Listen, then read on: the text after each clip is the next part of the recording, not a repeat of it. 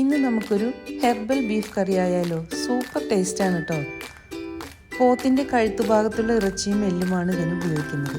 ഒരു കുക്കർ വൃത്തിയായി കഴുകി അതിലേക്ക് കഴുകി വൃത്തിയാക്കിയ 1 കിലോ ബീഫ്, 5 പച്ചമുളക് ചെറുതായി അരിഞ്ഞത്, കുറച്ച് കറിവേപ്പില, 2 സവാള ചെറുതായി അരിഞ്ഞത്, 1 കഷ്ണം ഇഞ്ചി നല്ലതുപോലെ ചതച്ചെടുത്തത്,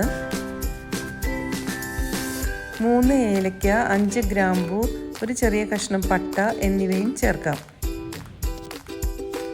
1 ടീസ്പൂൺ കുരുമുളക് ചതച്ചത് ചേർക്കാം. ഉപ്പ് ആവശ്യത്തിന് ചേർത്ത് കൊടുക്കാം. 1/2 ടീസ്പൂൺ മഞ്ഞൾപ്പൊടി, 3 ടേബിൾ സ്പൂൺ പച്ച വെളിച്ചെണ്ണ, 6 അല്ലി വെളുത്തുള്ളി ചതച്ചത് എന്നിവയും കൂടി ചേർക്കാം.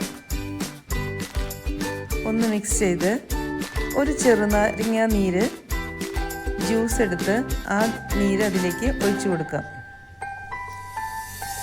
നല്ലതുപോലെ മിക്സ് ചെയ്ത ഇറച്ചി കുക്കറിൻ്റെ മൂടി വെച്ച് മൂടി അടുപ്പിലേക്ക് മാറ്റാം.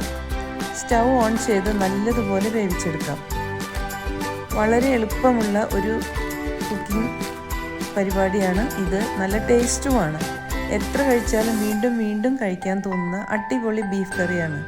ചോറിനും ചപ്പാത്തിക്കും പൊറോട്ടയ്ക്കും എല്ലാ ഫുഡിൻ്റെയും കൂടെ ഇത് ചേർന്ന് പോകും. നല്ല ടേസ്റ്റുള്ള കറി. എല്ലാവരും ഒന്ന് വെച്ച് നോക്കണേ. പറ്റുമെങ്കിൽ അതിൻ്റെ കമൻറ്റും കൂടി ഒന്ന് പറയണേ. Thank you.